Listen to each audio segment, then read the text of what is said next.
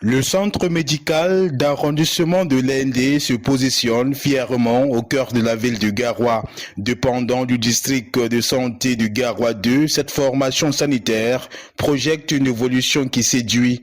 Le CMA de l'Indé offre des consultations curatives, infirmières et médicales, des consultations spécialisées en ophtalmologie, une prise en charge des consultations prénatales, des hospitalisations, le dépistage de la malnutrition, ainsi que des séances de vaccination des enfants. Le taux de demande de nos services au CMA de l'AND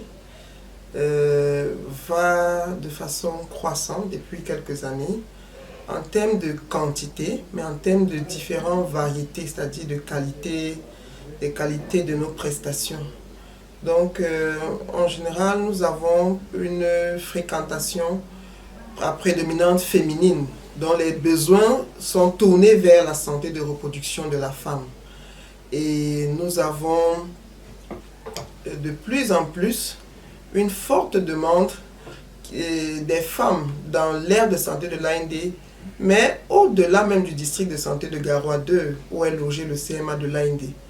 Donc nous recevons les femmes venant de l'aire de santé, venant des aires de santé environnement et des districts bien plus loin que le district de santé de Garoua 2. Nous recevons les femmes qui viennent même de Gachiga, de Pitois, les autres aires de santé du district de Garoua 1. D'année en année, la demande explose. Les performances enregistrées au cours des 3 dernières années illustrent cette progression. En matière de consultation générale, le CMA a réalisé 6066 consultations en 2023.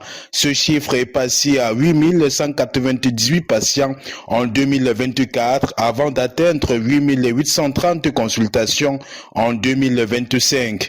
Les consultations prénatales suivent les mêmes résultats.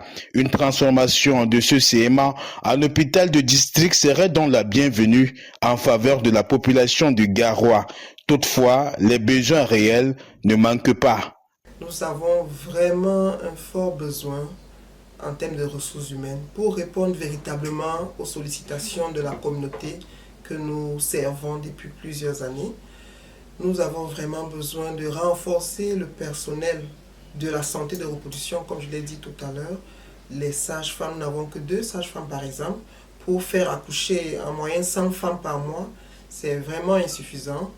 Les médecins, nous n'avons pas suffisamment pour couvrir toutes nos gardes, pour être disponibles 24 heures sur 24 et bien améliorer les qualités de soins. Nous avons besoin que le personnel soit vraiment renforcé dans toutes les catégories de personnel médical, le personnel médical et le personnel paramédical. En raison de sa position géographique, de ses performances et même la diversité de ses prestations et la pression démographique, le CMA de l'AND est un hôpital de district qui sommeille. Un plaidoyer qui mérite une oreille attentive des décideurs.